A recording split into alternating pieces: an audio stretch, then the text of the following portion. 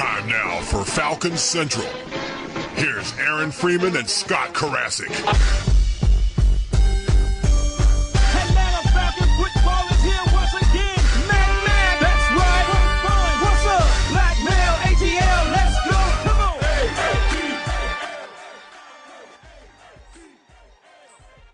Sorry, I'm getting my groove on.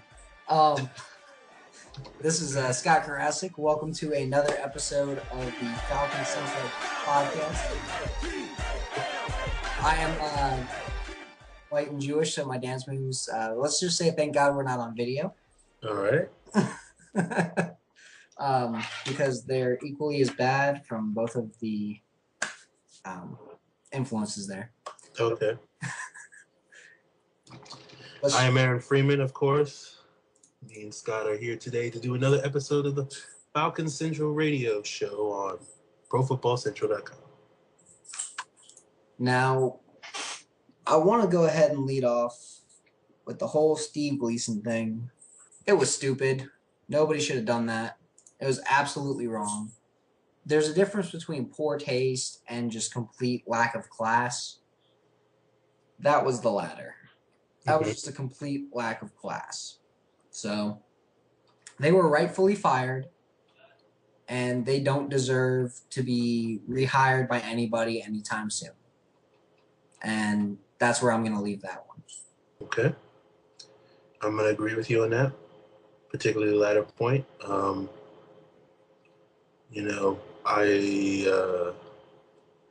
the firing thing, I don't know if I would necessarily have done it, but I'm not going to fault the radio station for doing it, given, the situation. I mean, with the outside pressures that they had, they kind of had to. Yeah, that's why, Even though it was mainly Saints fans that were calling in and going, "Oh my God, here's what they said about Gleason," you still kind of you can't say that shit. Yeah. There's no question that you can't say that shit. The thing is, definitely they deserved a very long suspension.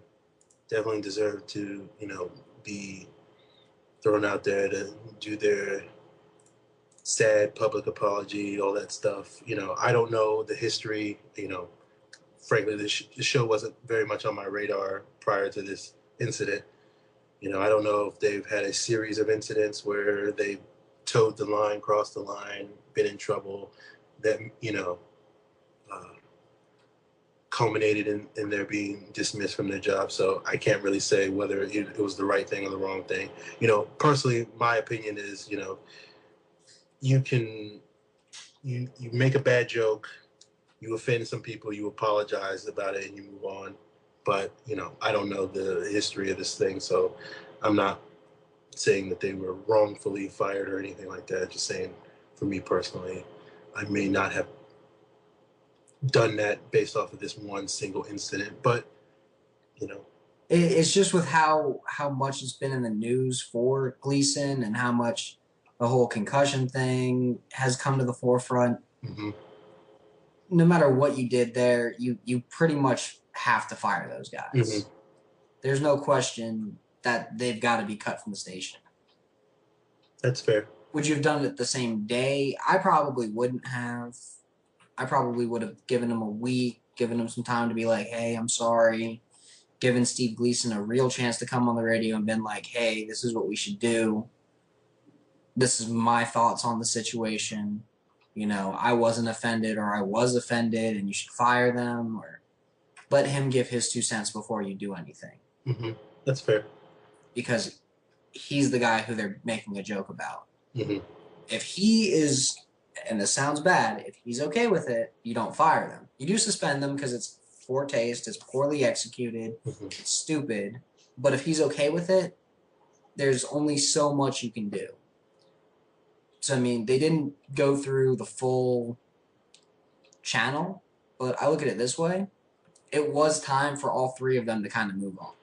They were very stale. No one... Okay. Again, I don't deny it's it. harsh. Like, they're not from Atlanta.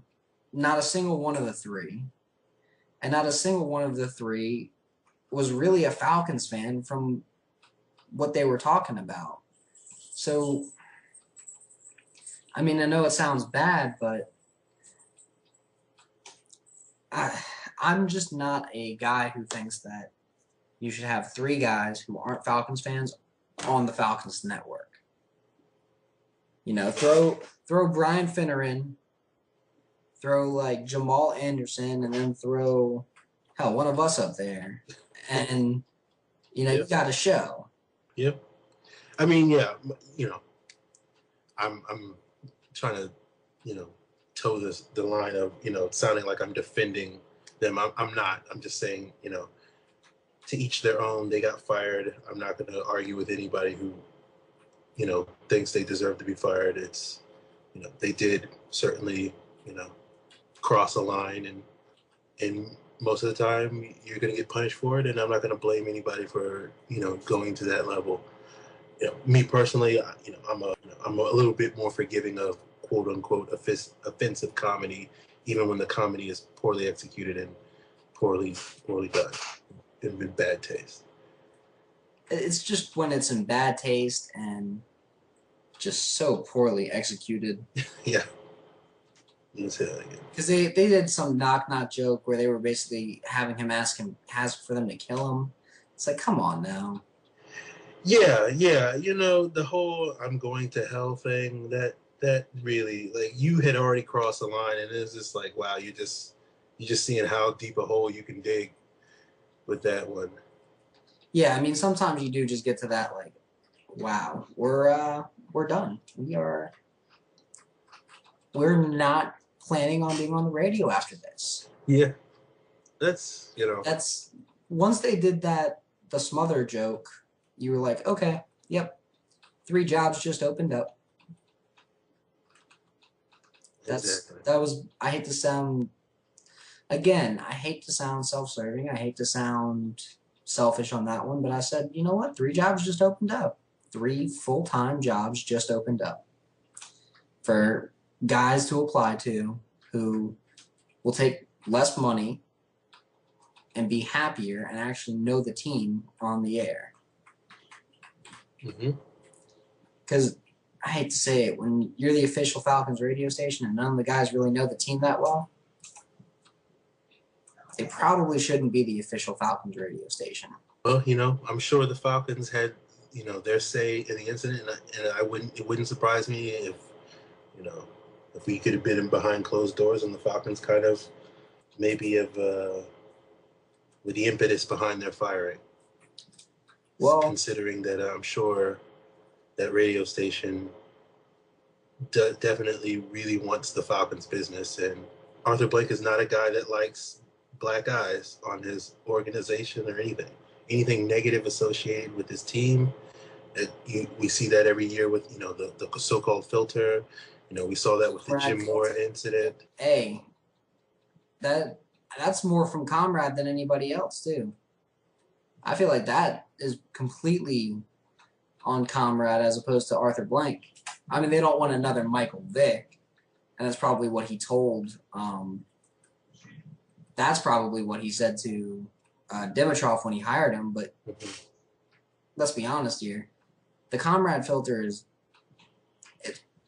pretty out there. Like, it's pretty ridiculously tough compared to some of the other character guidelines that I've seen. The Patriots character guidelines, come on now. They've got another guy today who just who's arrested for not conspiracy to commit murder, but like he's being questioned related to the murder of somebody. I saw that. I did see that. I don't think Aaron Hernandez really did anything, but just the fact that he's being questioned right now, it's not looking good. Certainly doesn't, PR department certainly is going to be putting in their hours over the next few days. That, we'll see, obviously we don't know the details of what actually is going on, right now, basically, or at least all I've seen so far is that police have questioned him. I heard he hasn't been overly cooperative in their questioning. We don't know what exactly is happening, but we'll find out in a couple of days.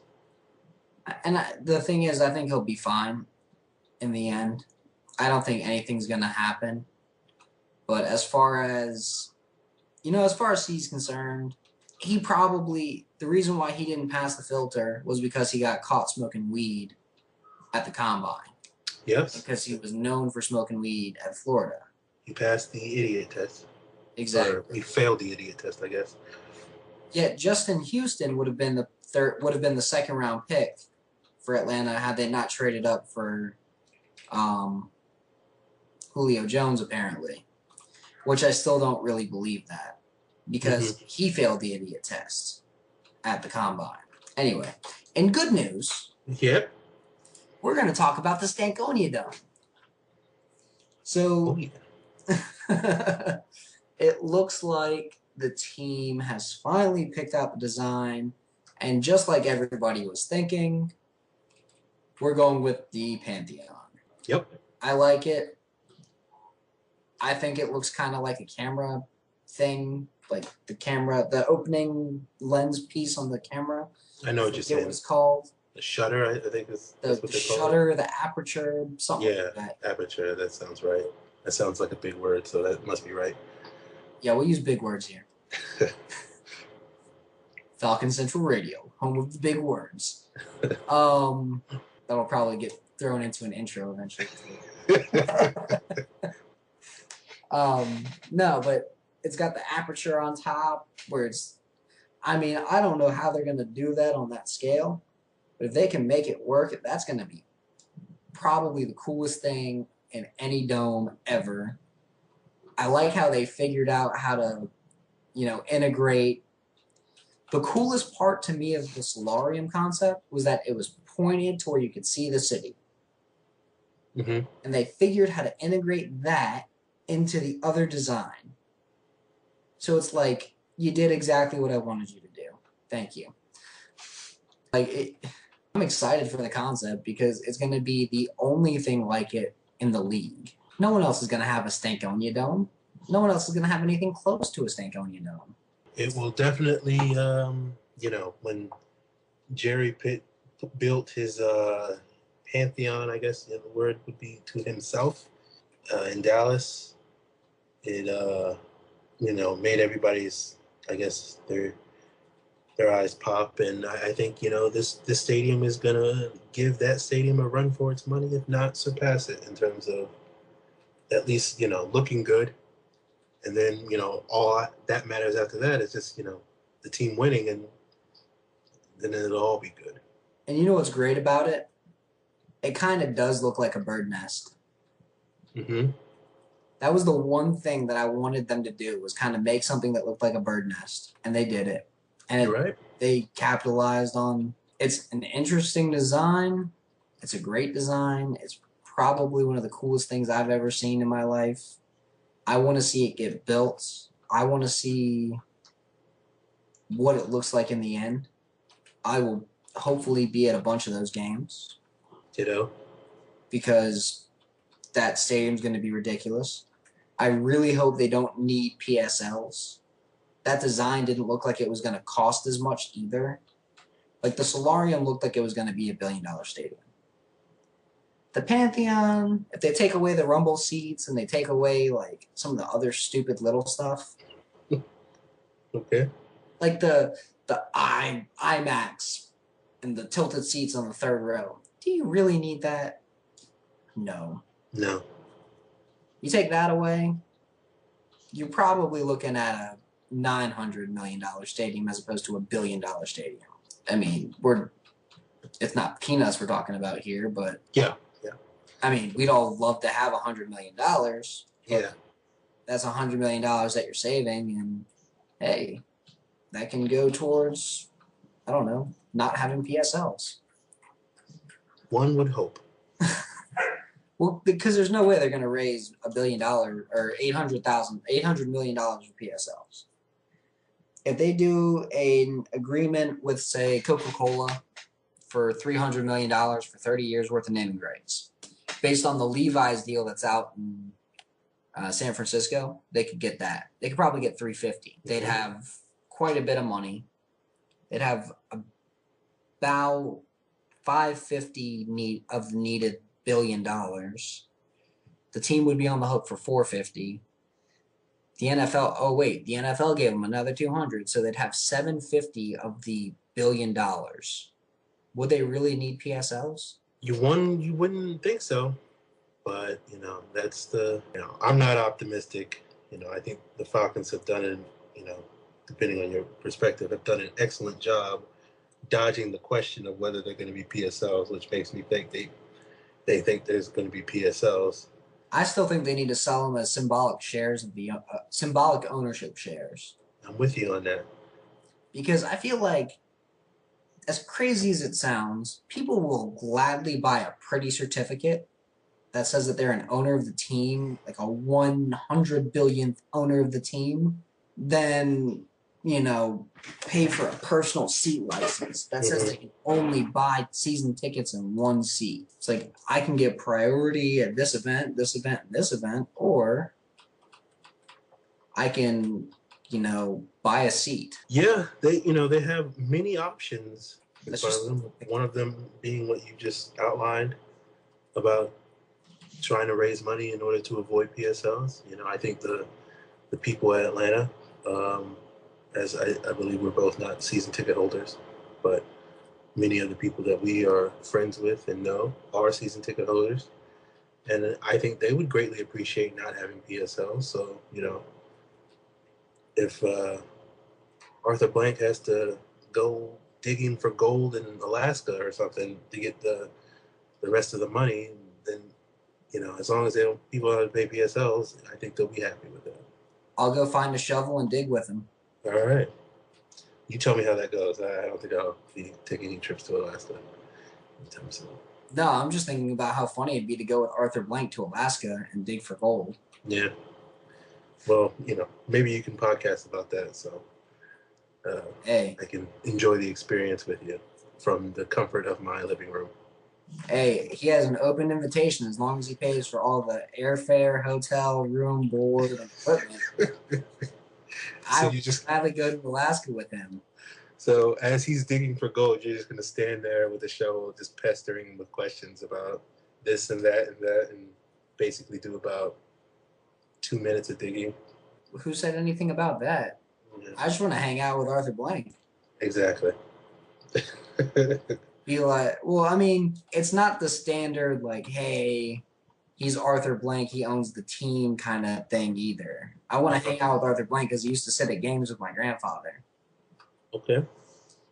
And I'd like to know what he knows about my grandfather because he died before I was even born. Okay. I think it'd be pretty cool. It'd be a lot of fun to hang out with him and just pick his brain about that. Okay. All right. That's fair. I love to hang out with everybody too. I just wouldn't do it in Alaska. Hey, gotta do what you gotta do.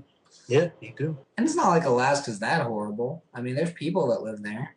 It's also moose and grizzly bears that live there. There's also moose and grizzly bears that live in Minnesota. Yeah, but they don't outnumber people by like 28-1 or something like that. There's also moose and grizzly bears that live in Canada. The Canadians seem like very nice people. Yeah, because they have to be on their toes with all those moose and grizzly bears hanging around. Their geese are assholes, but... Dude, Canadian geese are assholes. I know what you mean. Like... This is way off topic, but I agree with you 100% on that. Like, you don't do anything to a Canadian goose, and then boom, it poops on your car, and you're just like, how did you do that? You're standing on the ground. It, like, flings it on top of your roof. Asshole geese. Firing squad. Aim. I've had many a run-in with Canadian geese. And, where they just stand in the middle of the road like, I'm more important than you are, bitch. Yeah. They are assholes. I ran one over the other day because he wouldn't move. Nah, I'm just kidding. I didn't do that. They're up north. Come on.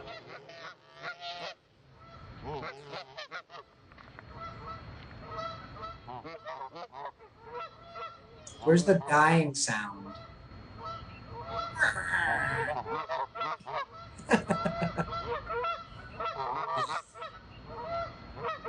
I will say I have shot a duck before. That was fun. Okay. But no, Canadian geese are yeah. But yes, Canadians are very nice people. They are. And if they can handle all those moose and elk and other shit up there, not really worried about it. Okay. Because I feel like if we tried to attack Canada, they'd be like, okay, we'll just join your country. We're already technically part of it. Yeah. You know, you just got to get them to eat the right form of bacon and eat a little bit less maple syrup and mayonnaise, and we'll be okay. Isn't Canadian bacon just ham? Pretty much. Even though when I went to the... So what makes their bacon worse than our bacon? It's weird because it's like when I went to Super Bowl 40, which was in Detroit, the Steelers and Seahawks, and we stayed in Windsor, which is right across the border in Canada. And so we were eating breakfast at the hotel and whatnot. And, you know, like they had, like what they call, it's weird. It's like what we consider bacon is not considered bacon to them. What theirs is, it's like ham, but it's like bologna. It's got some name with a P. I can't remember what it's called. You know, but I don't know. It's weird. Don't they also do gravy fries? They do gravy fries. Yes, they do. Call them like poutine or something? Yeah, it's like fries, gravy, and cheese curds or something like that. How is that? I've never had it, but I've heard good things. I heard it's the best drunk food you could ever have. Probably because it's exactly what you crave when you're drunk. Nasty, fatty disgustingness and gravy. Mm-hmm. That actually sounds really good right now. And no, I'm not drunk, but I did drive 5 hours right before the show, so. Well, I'll be honest. I knocked back a few at happy hour, so you know I still got a little bit of a lingering buzz from that. So I could be down with some poutine right about now. Hey man, however you get down, it's all good. I'm not going to criticize you for having a couple beers at happy hour. You're over 21. That's all that matters, right? Correct. Ain't my place to be like, dude, you can't drink. Screw that. If I was in North Carolina and hanging out with you, I'd probably have a couple myself. All right. Well, next time you're up in this neck of the woods, we'll make that happen. And if you're ever in Charleston, I'll make that happen. I do know some people. I do have some friends in Charleston, so it wouldn't be crazy for me to be down there. You know, besides you, of course. Well, of course. But yeah, we are way off topic. Poutine and grizzly bears and digging for gold. And not like the digging for gold that people would be thinking of normally with our show either. No. No. But, I mean, you know, I think we both are fans of the stadium design. You know, obviously the other big news of the Falcons today was that they began their mandatory mini camp. Indoors. You know, I don't know if it's really mandatory if you're, you know, I believe Tony Gonzalez wasn't there, but, you know, obviously Tony Gonzalez can do whatever the heck he wants. All right, come on now. Hold on. Tony Gonzalez is going to do what Tony Gonzalez is going to do. Yeah, I'm not faulting him. I'm just saying that, you know, technically that doesn't mean it's mandatory if you're basically saying, yeah, it's mandatory for everybody else except for you, Tony Gonzalez, you know. That's okay, let someone else be the greatest tight end of all time. Okay. And then complain about them not showing up to mandatory minicamp. Hey, I'm not complaining. I enjoyed watching Tony Gonzalez do his media tour on ESPN today. Hey, he's on every show.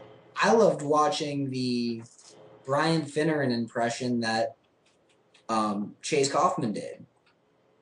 So maybe he can be the next Tony Gonzalez if he can keep doing those impressions. Okay. But no, Tony Gonzalez will be fine. He will be, yes. I'm not worried about him. No, I'm not either. I'm just, you know, saying that technically it's not mandatory if you let him go. That's all I'm saying. Saying someone in Flowery Branch should rename it to almost mandatory or some word that doesn't mean mandatory. Semi-mandatory? Yeah. We'll be mad at you if your name is not Tony Gonzalez if you don't show up minicamp. If you are not a bona fide first ballot Hall of Famer tight end that has the second most catches, and Well, I mean, if we're going by bona fide first ballot Hall of Famers, maybe Asante Samuel should get a free pass too.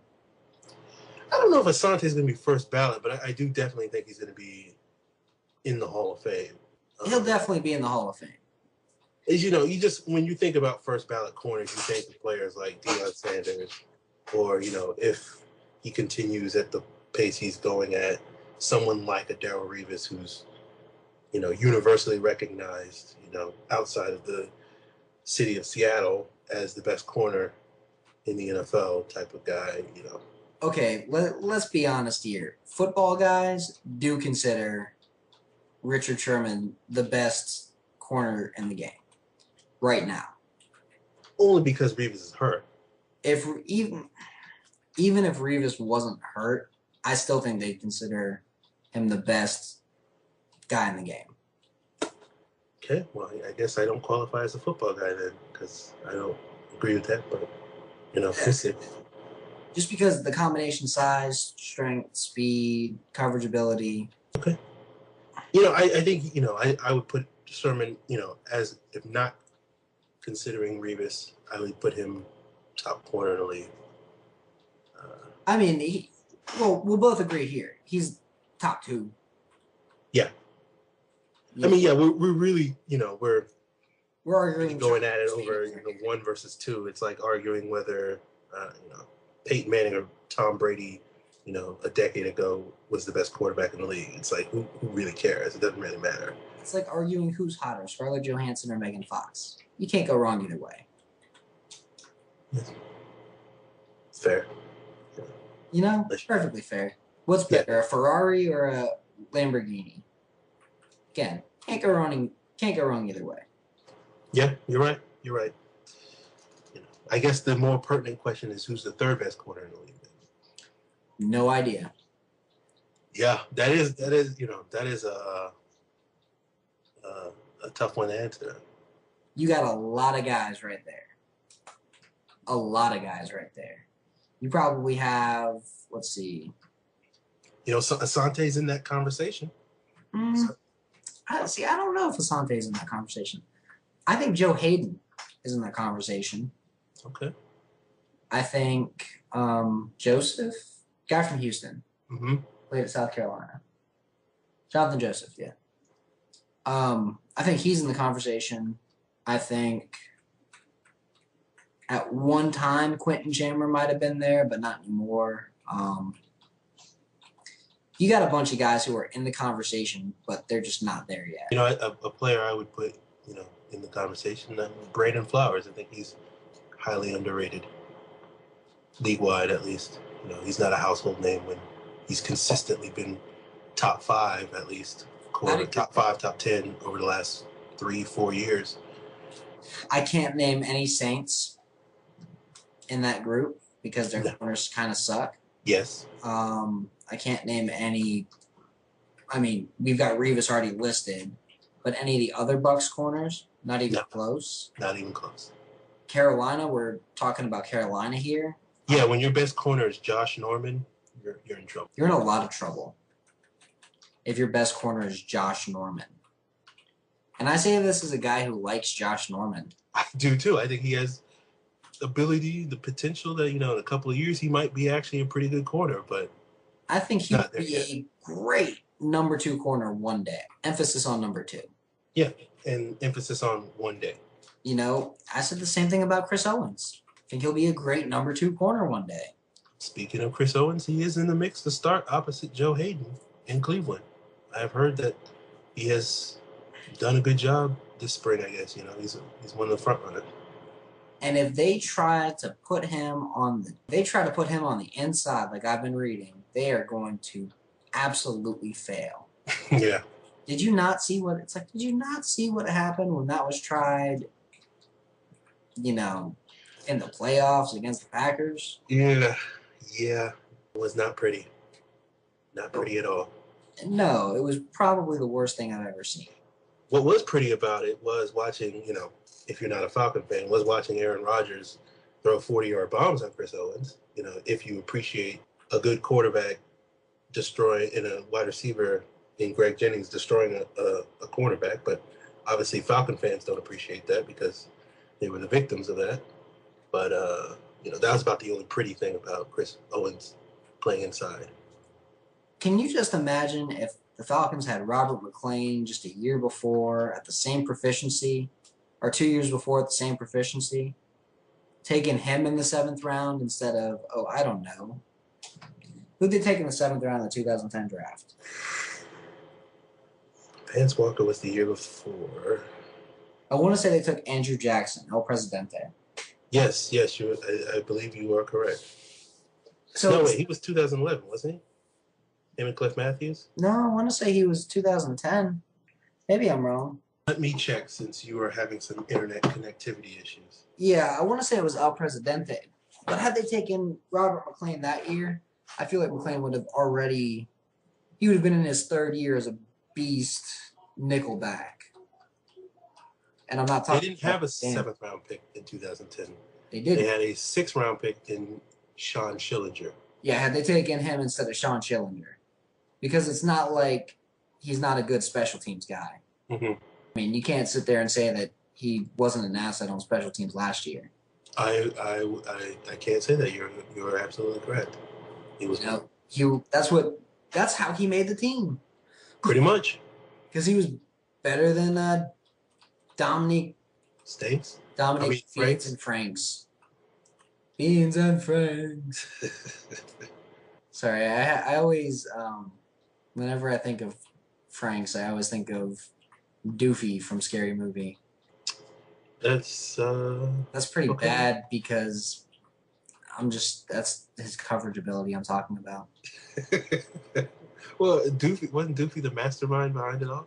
He was the mastermind behind it all, but the entire time he was like, man, this guy's retarded. This guy's horrible. What's he doing, man? Okay. Yeah. That's the thought that I had with Dominique Franks. Dude, what are you doing? Who are you covering right there? Hopefully he proves to be the mastermind behind it all, I guess. Yeah, hopefully he does eventually become good. Because he needs to. And if you're listening, Dominic, no, I mean, I had hopes. I had high hopes. But come on, man. You got to do better than what you did. You might not even have a roster spot this year if Peyton Thompson shows up and does what some guys think that he's going to and take your job. Mm-hmm. That's true. We do have a lot of safeties. And that's not going to help Franks either because, one of the big areas that people think Franks could possibly contribute is if the Falcons use more dime in their sub packages like they did at the end of the season when Franks got more playing time as the dime DB. And with all of these safeties, Charles Mitchell, 2 rookies, and Ishmael Mata. And speaking of Sean Schillinger, I think he's gone. Yeah, it doesn't look too good for. He's a good special teams player. Hasn't done a whole lot of defense so far. His back is up against the wall this summer. Yeah, I think he's pretty much screwed. The whole Seymour situation looks to be unraveling apparently, but I think it's going to get done before camp. I think what Seymour's doing is he's biding his time until he doesn't have to go to minicamp. Yeah, it's probably, one might say it's a negotiation / leverage ploy. Right now it seems like the Falcons are the only team that's interested in him. The longer he waits, the more potential that other defensive tackles around the league get hurt.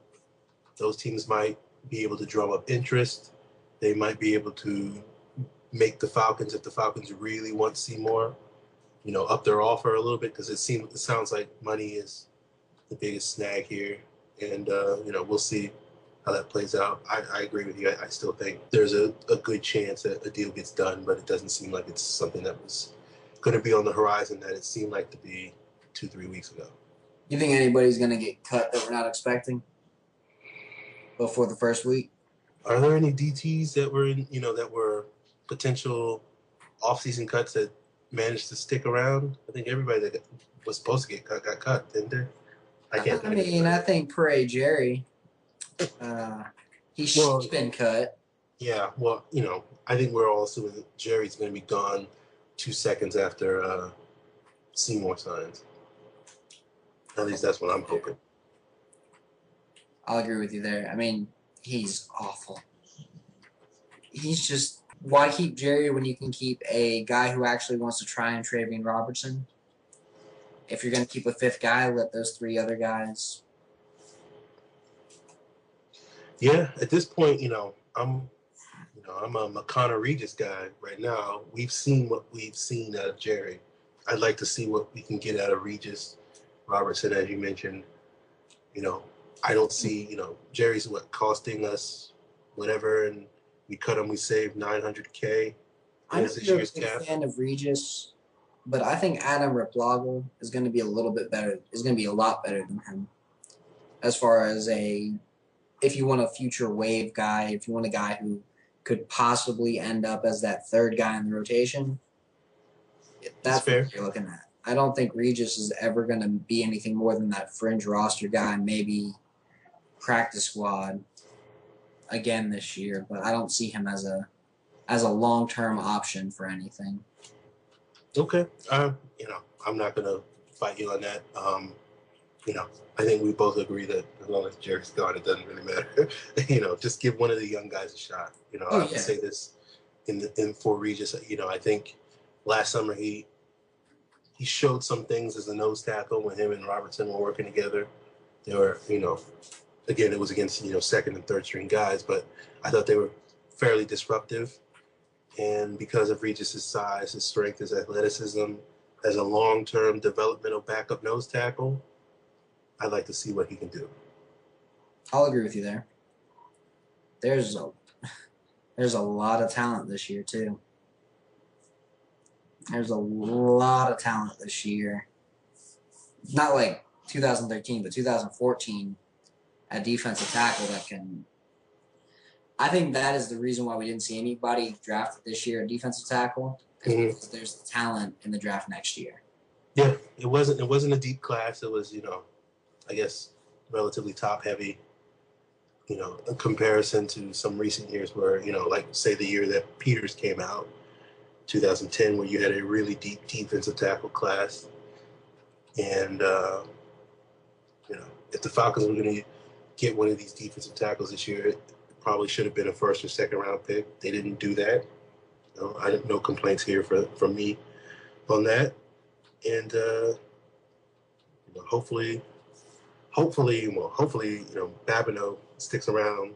Peters, steps up and has a good year, and he gets re-signed, and hopefully DT won't be a major issue going into next season, but we'll see what happens. Now, I've heard a couple things about Peters they should make you a little happier. Okay. He's about 315. Okay, that does make me a little bit happier. So he's a bigger body now, which is good. Even better than that, he lost 10% of his body weight. Not 10% of his body weight, body fat. Okay. So he's a big guy. He's looking at 12% body fat. But for a defensive tackle, that's like a corner being at 3% body fat. Yeah. Especially when you're 315, 12% body fat, that's pretty ridiculous. So much stronger. And then, my boy, Joe Hawley, he's at 310, and he's around the same body fat because he is trying to he wants to win a starting spot, whether it's right guard or center. He's busting his ass to win a job on that line. He doesn't care which one he gets either. Mm-hmm. People might be right in Khan's winning center. That's fine.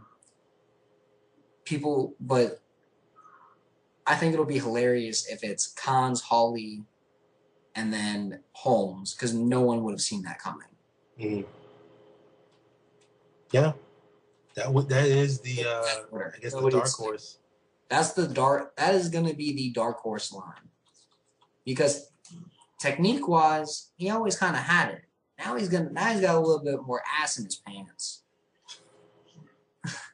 as one of my old football coaches like to say, a little bit more ass in the pants, so he can push some people out the way. Okay. All right. Yeah. That's the other good news. You can count me as a Joe Hawley fan. He's definitely and I mean this in the most positive way. Like I said, he's definitely the dirtiest guy on our offensive line. An offensive lineman being called dirty is never a bad thing. Yeah, exactly. They all take that as a compliment. We all know this. When watching Hawley on tape back in 2011, routinely, and I mean routinely, like every snap, play a little bit beyond the whistle, just enough to not draw the flag, but just enough to get on the nerves of defensive linemen, which is one of the reasons why during that season leading up to the playoff game, Justin Tuck said the Falcons are a bunch of dirtbags. It didn't sound nice, but the label did fit. They were dirty that year, so. And you know what makes me happy about that whole situation? Ozzy said, yeah, y'all were dirtbags. Get back to being them. Do it again. Stay dirtbags. Be dirtbags. Be dirty. I want you to be as dirty as possible. Yep. I mean, you come to the team from the team that calls them dirtbags and you tell them to be even worse than they were. I like you. Yeah. If you want them to be dirtbags, they'll be dirtbags for you, OC. They'll be these nasty, disgusting, offensive linemen that they need to be. Mm-hmm. Again, calling an offensive lineman nasty and disgusting and like a lumberjack, that's like... It's a compliment. That's like the biggest compliment you can say. Half the Falcons offensive linemen probably wouldn't, have made it as far as they did without being dirty. You look at players like Harvey Dahl and Tyson Clabo, undrafted free agents, spent time, on practice squads for a couple of years before they got their chance to make rosters. And the reason why, they made practice squads over some more athletic type of players, higher draft picks on other teams like San Francisco and Denver and Atlanta, is because they impressed the coaching staff with their dirtiness. And that dirtiness means that your willingness to work, your willingness to put in the extra effort, even if it means, cutting a guy, 20 yards downfield away from the ball, that teams like that. Say what you will about it, but teams like it. So I don't have a problem with it. Falcons coaches don't have a problem with it. Hawley's stuck around despite some criticism from a lot of fans because of that dirtiness. And, I think I agree with you. I think he has got a legit shot of winning one of these starting jobs, even if he's not currently running with the first team right now. And the thing is, Holmes isn't really running with the first team either. But I think that Cons is going to... I think, right as it sits right now, people are expecting Cons to just run away with it so far that Hawley is going to be given a shot somewhere else. Mm-hmm. He's going to have to be. Because he's going to sit there and they're going to be like, man, we've got 2 starting caliber centers and then we've got 1 starting caliber tackle and nobody at guard. Let's see what Hawley can do at guard. And then Hawley can show that he's a starting caliber guard and everybody's happy. Because I don't think Mike Johnson's going to be that good as a guard either, if you want the honest truth. Okay. And again, as long as if he's 310 all year, and you got Cons at 315, and you got big old Blaylock at 330, and you got Holmes at 330, and you got Baker at 310, that's probably the biggest line Atlanta will have ever seen. By far. Mm-hmm. Yeah, I don't even want to bring it up. Yeah, you're right. I was going to say something about the 07 line, but we just don't talk about that sometimes. So. But what about the 07 line? I just remember, they had Quartermain and Foster were starters, and they were pretty big. So I was just going to say that they might have given this year's line a run for money on average size, but it's a moot point. It doesn't really matter. I mean, we're talking average size versus average talent, though. Yeah, you're right. I'd rather have the higher level talent that they've got now. I agree. So that's why I tried to drop it before I brought it up. It's okay. I understand. I appreciate that. I was a fan of Kurt Quartermain for a day. Yeah. He had that really good block on that guy one time. Hey, that season we had to find something to like, and so even if it latched on to mediocre players. Hey, Ramon Foster is still starting now. Come on. He's a starting right guard for the Steelers, I think. And now we know why the Steelers' offensive line isn't good. But let's give them a more accurate description. Now we know why the Steelers' offensive line is garbage. There you go. Sorry, Cortez. Well, he doesn't play offensive line, so it's not his problem. No, he's going to be their starting right corner this year, probably. Or sorry, left corner. And I'm probably the only person who said going into the draft that I think he's going to end up as a starter one day. And people laughed at me. Is that the last laugh now? Exactly. The man's going to start. The man's going to deserve it. Because he's a beast. There wasn't a harder worker on that Citadel team than Cortez Allen. Not a single one. Yes, Rod Coleman was another name that was good for 05 to 07, but man, that 06 line, it could have been so good. You talking about the D line? Yeah. Yeah. Friggin' Gravy and Rod Coleman in the middle, and then you had, Kearney and Abraham on the outside. Kearney got hurt. Abraham got hurt. Coleman got hurt. Gravy could barely play half the snaps. That was a disaster. And they could have been so good. What could have been, who knows? If that line had lived up to its potential, maybe Jim Moore would probably not still be the coach, but maybe it would have lasted a couple of more seasons. And who knows what the Falcons. I mean, I think the Falcons probably would have had back-to-back. They probably would have kept Kearney after the they would have kept Moore, and they probably would have kept Kearney after that year. I agree with you on that. Yeah, I think Kearney's injury was the main reason why they let him walk. Because they were basically like, we're not going to pay market price for damaged goods.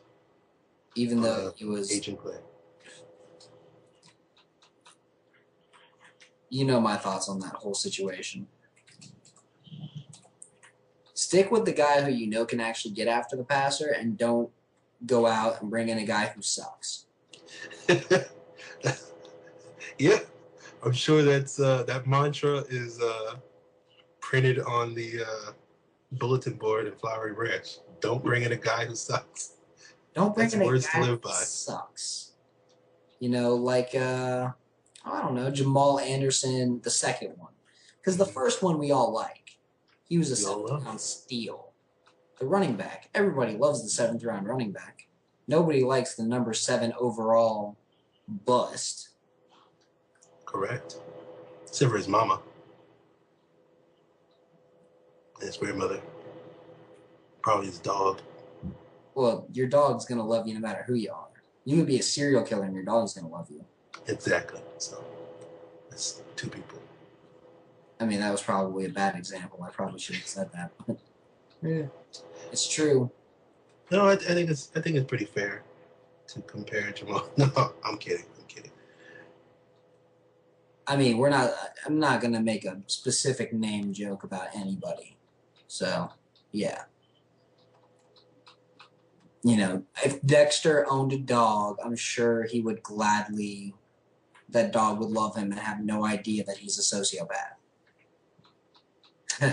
Who's a bigger bust, Ray Edwards or Jamal Anderson? Well, if I'm being honest here, considering that Jamal Anderson had 4 terrible seasons here in Atlanta, and Ray Edwards only had 1.5, I'm gonna say Ray Edwards. We got 2.5 more years of terribleness out of Jamal Anderson than we got out of Ray Edwards. So, looking in both a money wasted and at both the money wasted and the number 8 overall pick that was wasted, I agree. I completely agree. You know, as much as I dislike Ray Edwards' play on the field, Jamal Anderson was just a waste of space. Absolute. I mean, he probably is up there as one of the bigger draft busts the team has ever had. Wow, that's saying a lot because the Falcons are notorious for having, horrible draft classes. Yeah, when you see those lists of top 10, top whatever draft busts of all time, you're guaranteed to see at least 2, if not 3 or 4 Falcons on that list. I'd say that's fair. Probably going to see, 3 or 4. Andre Bruce, I think, is one of the infamous ones. There's another one that's real infamous that I blocked from my mind. It was a long time in Falcons history, particularly in the 80s, where first-round pick after first-round pick didn't pan out for them.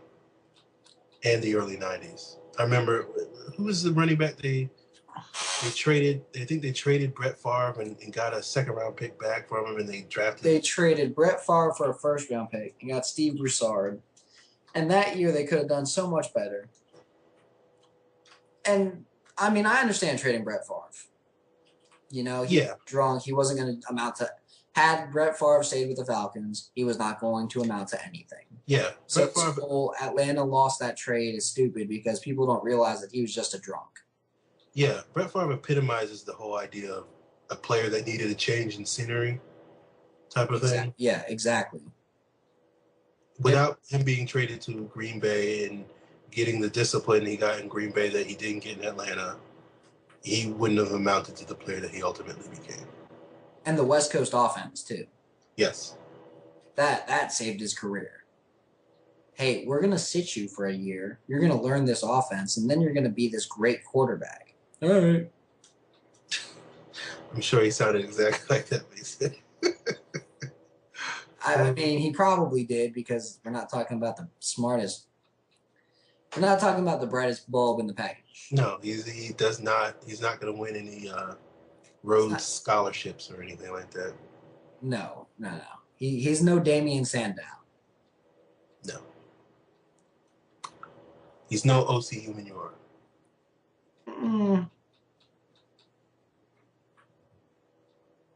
Yeah, I wouldn't say he's an O.C. Umenyiora. I wouldn't consider Troy a great school academically either, but I can see where he's going with it. O.C.'s a pretty smart guy, Yeah, OC's a smart guy. I'm just thinking Troy's not really this great school. That's true, yeah. When you're a football player, you don't really care where you're going to school.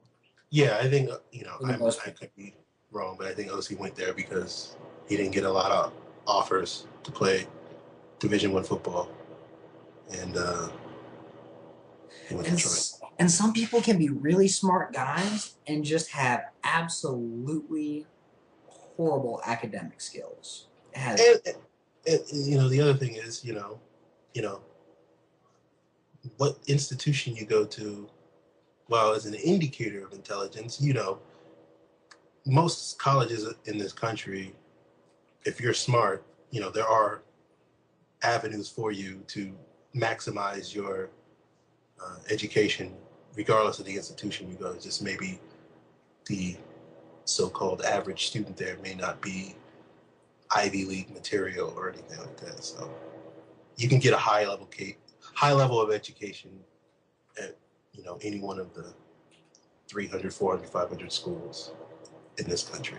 You just got to, do the right things, go to the right classes, hit the books, do all that stuff. Take the classes that actually mean something and not underwater basket weaving part 4. There you go. Not that underwater basket weaving couldn't be a solid career, but I don't think it's worthy of a degree. And yes, it is a real degree. You can go to California State Chico and get it. Don't ask me why I know that. But I want to ask you so bad how you, but I won't. Actually, you know what? I'll just share it. Me and my brother were messing with I got 2 little brothers. To preface this, me and the brother that's like he's only a year younger than me. We were messing with my youngest brother, and my brother AJ says to my brother Lane. AJ is the one who's a year younger than me. Lane's 3 years younger than me. AJ goes to Lane, what do you want to study in college? Lane's like, I don't know, something. And he's like, well, I'm going to get a degree in underwater basket weaving. Just messing with Lane. Nobody had any idea that this degree actually existed until he Google searched it and found it at Cal State Chico. And they still offer a degree in underwater basket weaving. Again, I don't know how it applies to real life, where you could even really use it, but it exists. Isn't there like a prison in Chico? I'm sure they have prison guard school there too. I don't know. For some reason, I don't know, watching like Sons of Anarchy or something, they talk about Chico or something. Prison. Who knows? I don't know. Maybe Chico's a guy that they met in prison. Maybe. I feel like that sounds a little bit more realistic. Because, that sounds like your average, again, I'm not trying to sound racist here. It sounds like an average thing that you would call a Spanish guy in prison is Chico or in the military. Yeah. I'm looking up whether or not Chico has a state prison because this is very important to discover this information. My life will not be complete if I don't know this. We've got to know if they've got a state prison. I'm sure they do. And if they don't, somebody else does. That's right near them. Yeah. Okay. Wikipedia's not helping me out, so. All right. So, what else happened in Falcons land? Any other recent news? They signed Robert Alford finally. I don't know how much that really matters, but yeah, that means they've only got two more draft guys to sign. That's it. Sean Renfrey is really holding out for that signing bonus. No, I just think he's not really trying to negotiate right now. Some guys don't actually negotiate. Some 7th round quarterbacks don't negotiate their contract until like the middle of training camp, and they'll still show up for some reason. I don't know what it is, but typically 7th round picks are the easiest guys to sign. I mean, as long as he thinks he can make the roster, he will eventually sign. Yeah. I have no doubt he'll eventually sign. It's just odd to see, the 2 holdouts out of the 8 picks is the very first pick and the very last pick. It's just odd to see that. And let's be fair here. Are they really holdouts? No. I mean that in the way that the last is signed. Yeah, you're right. I mean, when does training camp start? Correct. I'm sure both of them will probably, probably Winfrey, me saying that probably means he's going to sign in, tomorrow or something like that. Yeah, they'll both sign tomorrow. Yeah, so. All right. We're just going to hit one final thing before we're done for the day. Pro Football Talk and Mike Florio,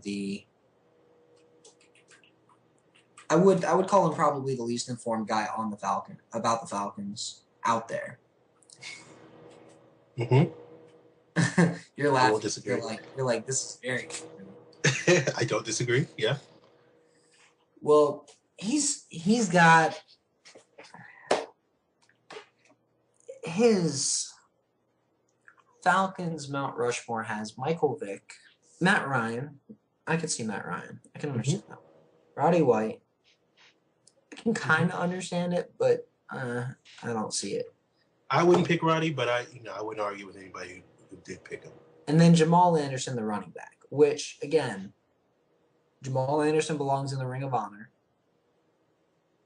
I mean, he only had like three great years with us, but still, he belongs in the Ring of Honor. Yeah. I also think Warrick Dunn belongs in the Ring of Honor, just because of what he does on and off the field. He is a minority owner, so I think, maybe they feel that there's some conflict of interest or something like that. I don't know. Who cares? He deserves it. Yeah. He's one of like the top 2 rushers in Falcons history. It's like him, Michael Turner, and someone else. Him, Michael Turner, William Andrews.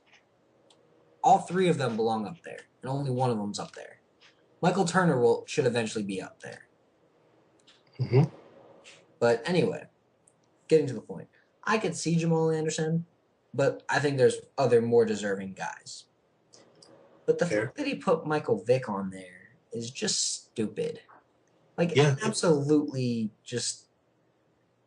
Do you not know what Michael Vick has said to piss off the entire city of Atlanta to where even the guys who were just straight Vick fans can't stand him anymore? Mm-hmm. He said that he just did not try when he was with the Falcons. He probably should have focused more on being an NFL quarterback. Well, no shit. Yeah, I mean, you look at that Mount Rushmore, and it's like, as we said, Matt Ryan, Roddy White, Jamal Anderson, obviously there's room for debate there. And if the 4th person had been, say, Tommy Nobis, someone that most people would agree. Like, okay. Yeah, no one would have said anything. They would be like, I don't agree with the 4 guys, but I'm fine with that. But the minute he puts Vic up there, it completely just it blows up the rest of the 3 guys. Now you're like, he's crazy, and then it's like, it's Roddy White. I'll agree. You could put him in the argument. Mm-hmm. Does he deserve to be up there? Not yet. Yeah. Let him own every record, every receiving record, then we'll talk.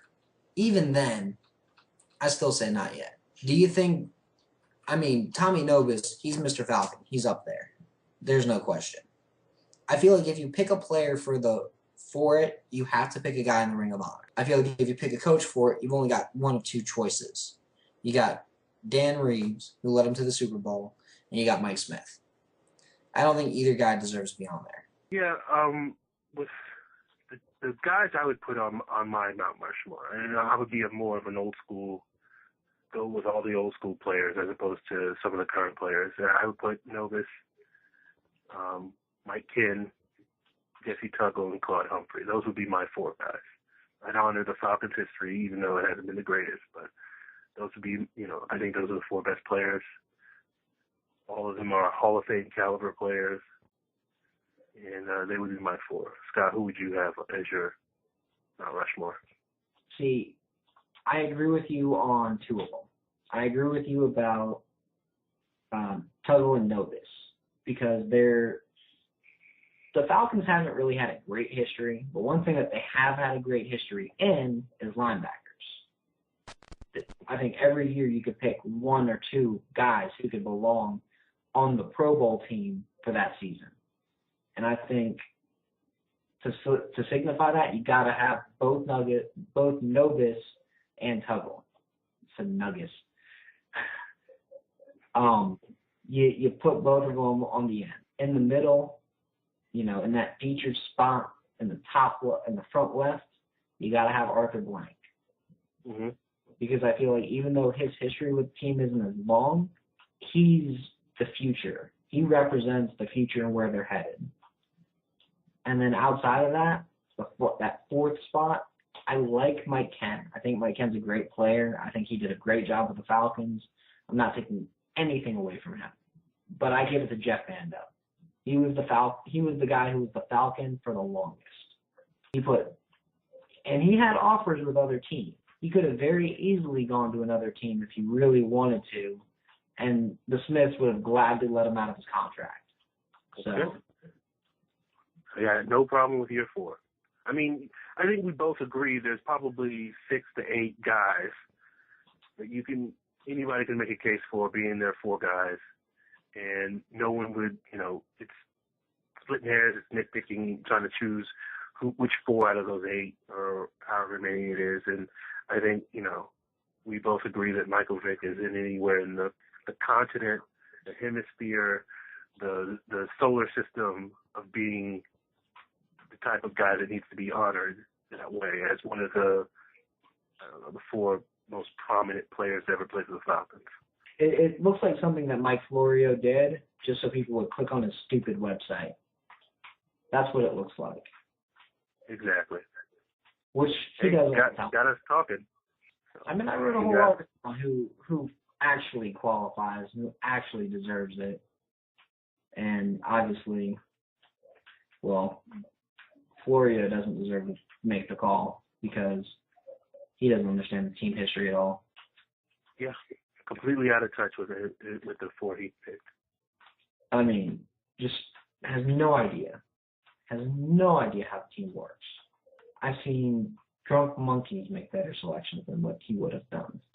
Yeah, I mean, it's one of those things where it's like if he was just some random guy from Terre Haute, Indiana, and they went up to him and said, "Who do you think should be on the Falcons Mount Rushmore?" And he said those 4 guys, I'd be like, okay, he's some dude from Terre Haute, Indiana. He doesn't know anything what he's talking about. But supposedly Mike Florio is supposed to be, one of the top bloggers in the NFL. He's supposed to be an insider. He's on, NBC Sports. He's on, Football Night in America. He's supposed to be informative. He's supposed to be plugged in. He's supposed to have, insider information about all the things that are going on. And, he proved right there that, no, he's none of those things.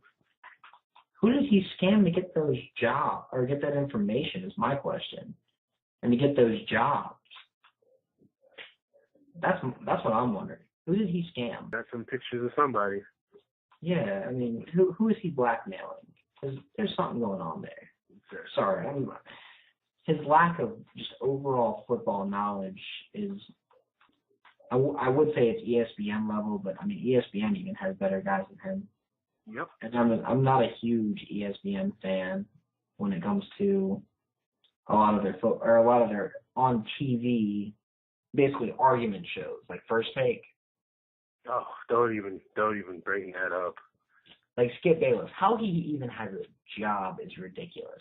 He got famous because he wrote that Troy Aikman was gay in his book. That's why he's famous. Look, ESPN clearly shows with their hiring of and their continued retention and continued ability to promote Skip Bayless is they care more about personality and people that are, I guess, draw eyeballs, I guess, I don't know, as opposed to content and information and, the stuff that people like you and I and, I'm assuming people that listen to us talk crave. So, it's not for us, clearly. No, it's to get the casual fan to start talking about stuff. And whoever made these guys experts on basketball is beyond me because I'm still confused. How are some of these guys experts? They're not at all. Oh, anyway, I feel like that's about what I've got for the week because Florio he puts a bad taste in my mouth whenever I see him post something now. Just the fact that he thinks Michael Vick belongs anywhere near a Falcon logo. I can't think of a Falcon fan, like casual fan, who would agree with that. Even like a guy who was just a straight Vic fan, I don't think would agree with that. Like, no. He screwed the team. I mean, yeah, without him, they don't have the number 3 overall pick, and they don't have Matt Ryan, and they don't end up with the magic of Thomas Dimitroff, but let's be honest here. He screwed the franchise more than he helped it when he was there. They could have gone to a Super Bowl with him, as insane as that might sound. No, it's not crazy. It's just, what else can you say? It's just ridiculous. That's how it's ridiculous. That's how you get right. This guy's trying to get hits, trying to get eyeballs, trying to get views, whatever, as opposed to putting out, something that's competent. A competent, good product out. Yeah. Well, it just goes to show you that some people care about quality and some people care about ad revenue. Obviously, he cares about ad revenue. Totally. That is all that I've got for the week. I'm sure we've got quite a bit more coming out this week with mini camps and trying to think of what's all going on this week. There's a lot going on this week. You got mini camps. You got potential signings of finally getting done because the door is not closed apparently for Richard Seymour. He says they want to visit something later. It's posturing. They're closer than people think they are. Well, hopefully next week we'll be, hopefully, but maybe next week we'll be talking about. We'll be spending an hour and a half breaking down Matt Ryan's new contract. Because I feel like that's coming right down the pipe very soon. I agree. I feel like his contract's coming up, and I feel like I don't think it'll be a distraction for him, but I feel like it's something that he's going to want to get done and just get it taken care of to where he can just focus on football. Mm-hmm. He got that, let's just get this over with personality. Yeah. I mean, the issue is when you're dealing with contracts of this size, it's not like you just, put some numbers down and say, okay, you have to, when the numbers are this big, as they're going to be with Matt Ryan, we're talking, $100 million plus, you have to structure it a certain way and both sides have to agree, and it's just not like signing some 3-year, $5 million contract. It's, 6 years, 5 years, 6 years, 7 years, whatever, 100 plus, 120 type of $1 million. And it's like, haggling over if you're going to get, $18 million base salary this year, or if you're going to get like a $12 million base salary, like a $6 million roster bonus, and things like that, and going up and down on that. So that's the hold up people if people are wondering why is it taking so long. But both sides have to agree on little details like that. Pretty much. The basic structure is what they're worried about. I agree. Anyway, for those who are listening in, feel free to tweet us any of your questions. We're going to start a mailbag segment for next week. Send us all your questions. Send them to either Aaron at FalcFans, or you can send them to me at Scott Carasik, or you can even send them to the Pro Football Central, Falcons Pro Football Central Twitter handle of Falcons PFC, at Falcons PFC on Twitter. Yeah, send us those questions, people. We will be happy to answer them. I'm sure you got a ton, since we'll be in that lull between OTAs and minicamps and training camps. And thanks for tuning in, and we will see you next week. Go Falcons. Yep. This has been a presentation of the Pro Football Central Network. For news, blogs, highlights, and more, log on to ProFootballCentral.com.